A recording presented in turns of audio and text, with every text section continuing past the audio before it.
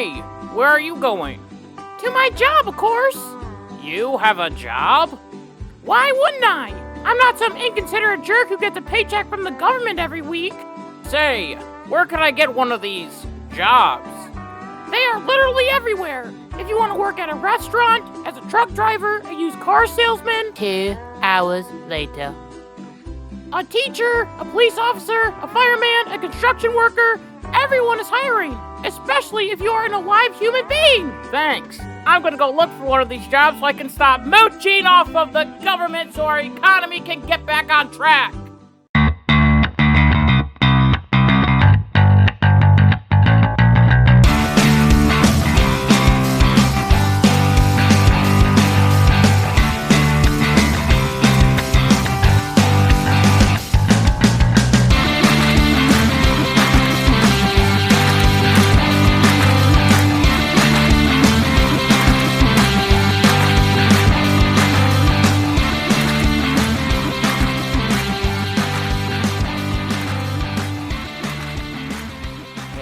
What's going on, everybody? It's Kyle Dockery with the Dockery Docket. We are here with our very 68th episode of the Dockery Docket. I'm excited to be here, and I hope that you are excited to be here as well. So, one of my biggest fears is that we are growing up with a generation that will rely on the government 100% for everything. People can just decide to stay home and not work. And every single week, the government says, "Thanks, here's a check." The ramifications for this idea will be detrimental to an economy, as this would cause a domino effect like we have never seen before. As if people, for example, are deciding not to show up to work and pick produce like corn, then the amount of corn that a corn company is getting is actually lower. So now the corn company has less corn and they have to send it to different restaurants and stores across America or locally. So they decide to put it on these big old trucks. However, there's a shortage of truck drivers because they would rather stay home and get a government paycheck. This leads to the shipping times to be extended, which leads to huge shortages for restaurants and stores that are also suffering with a shortage of workers, because they would rather get a check at home. All of this leads to something called inflation, which just means that the price of everyday things are going up. And the problem is that most of this is Joe Biden's fault. Now, I know what you're thinking. Kyle, how on earth is this Joe Biden's fault? He's just a peaceful old man that hasn't had any controversy since entering into the White House. Well, in March, Joe Biden signed into law the American Rescue Plan. With a stroke of a pen, Joe Biden was able to extend state unemployment benefits, including a $300 boost, to September 6, 2021. This plan was supposed to get America back on its feet. And it was also supposed to help us get millions and millions and millions of jobs into the economy. As many experts predicted that the April jobs report would show that we added more jobs in the economy and show that we were back on track. Well, Joe Biden was in for a very rude awakening, as according to the New York Post, America only added 266,000 jobs in April. Yes, that number is a lot lower than the expected millions of jobs that the American Rescue Plan was going to help create. Now the question that we're all asking is, why is it that these job numbers are so disappointing? Is it possible that these job numbers could be so disappointing because people don't want to go back to work because they're still scared of COVID-19? I mean, it is possible that this is true, but jobs added just last month in March were at 770,000. And in a month, we have seen more and more people getting the COVID-19 vaccine, which makes people feel more comfortable to come back to work. So there has to be something else. Something is keeping people home.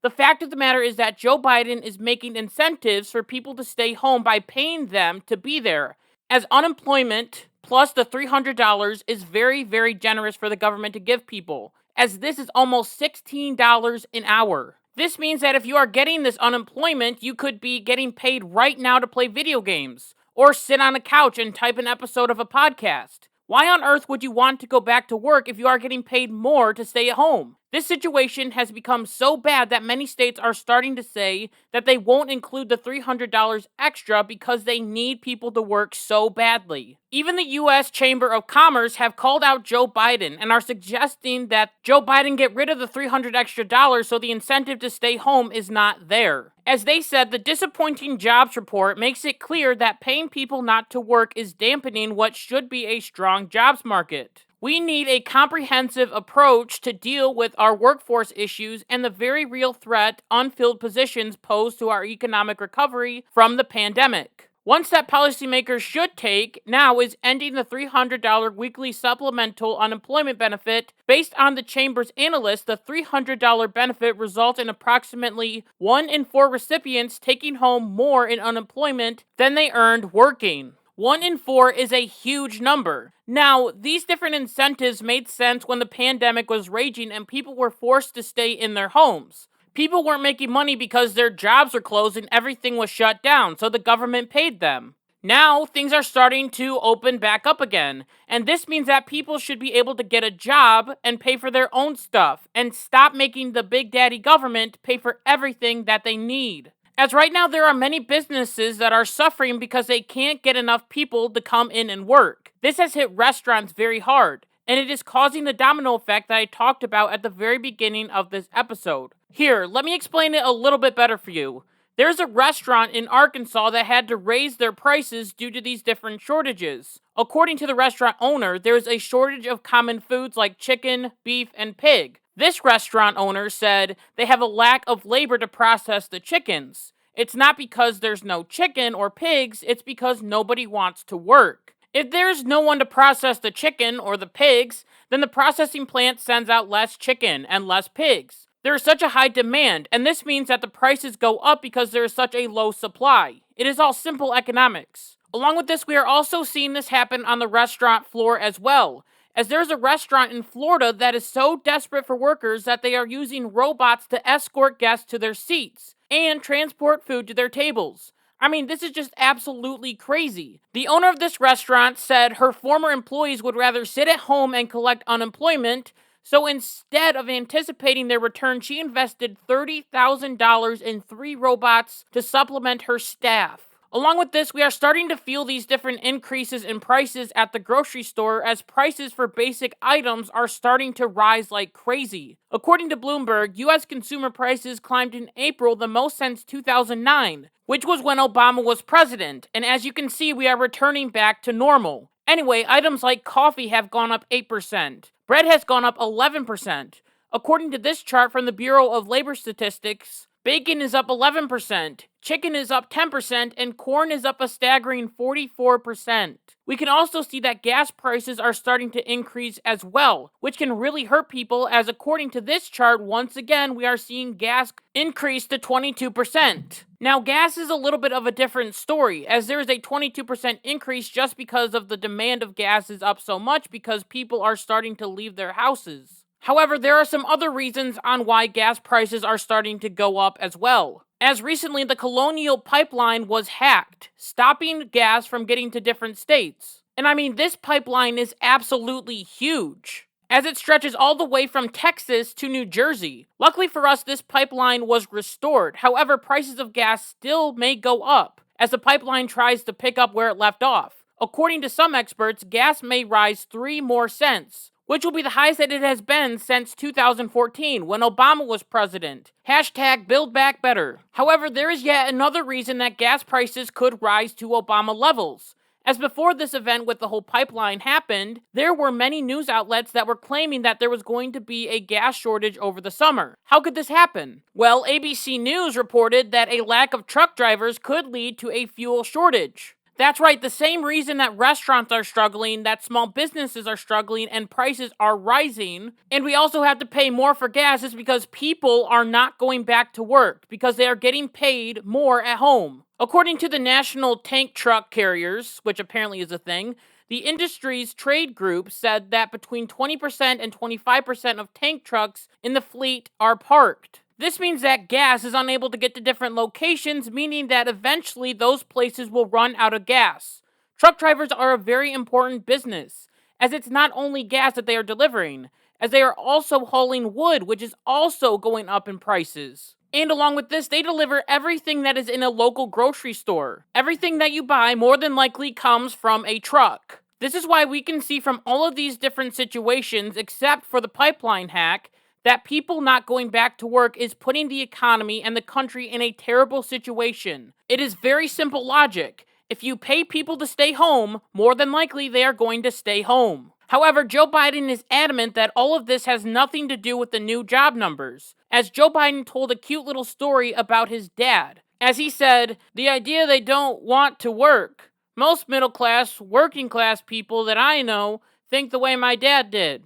A job is a lot more than a paycheck. He'd say, Joey, it's about your respect, your dignity, your place in the community. This, of course, is all 100% true, and I agree with Joe Biden on this statement. However, what Joe Biden has failed to realize is that back in the day, if his dad lost his job, he and his family would be broke if his dad said, hey, I can just live on unemployment. It's not like his dad was earning unemployment plus the $300 added on. It wasn't a thing back then. Heck, it wasn't even a thing in 2019 before the pandemic. People got unemployment to keep them afloat until they got another job, not to live on. People not going back to work is also causing an issue that can be detrimental to an economy if it's not handled correctly and not put under control. This, of course, is the idea of inflation. Now, one of the reasons that inflation rates are rising is because people have so much money from the stimulus checks and the unemployment checks. This means that people want to buy.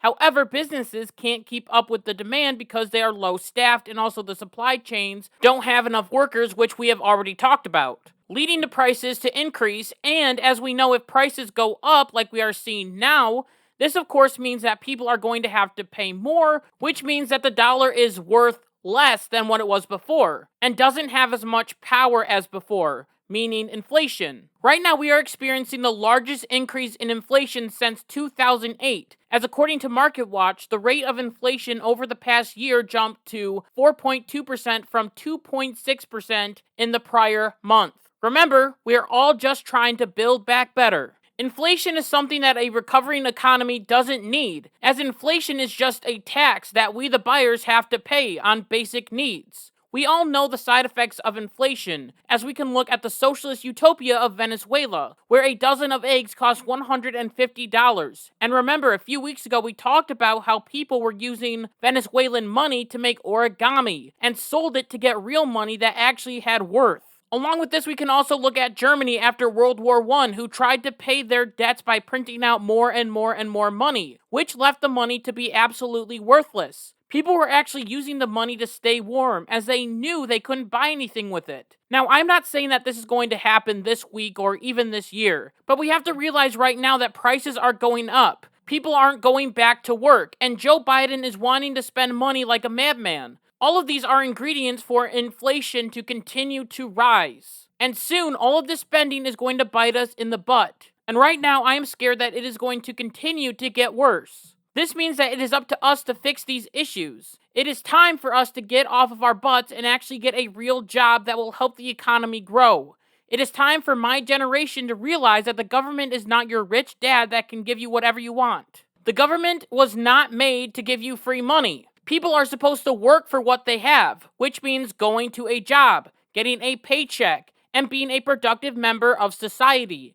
If you work hard, you can accomplish anything that you want. This used to be known as the American dream, but it seems like the American dream is turning more into a nightmare, as people now are starting to believe that the American dream is to sit on your butt all day and get a government handout that you can use to buy avocado toast from DoorDash. It is time for Joe Biden to cut the $300 extra on unemployment and get people motivated to go back to work. Because even though I'm not a big fan of Joe Biden, I still want to see this country successful. I want to see the economy grow and not slip into the death grip of inflation. However, Joe Biden's week wasn't over yet, as there's a situation that is playing out right now in the Middle East. Do you remember that back when we had that evil orange man in office, that Israel was starting to create relationships with other Middle Eastern countries, like the United Arab Emirates and Bahrain? Do you remember when Trump moved Israel's embassy over to Jerusalem and the media and the left absolutely flipped out and said that there would be a war in the Middle East? Well,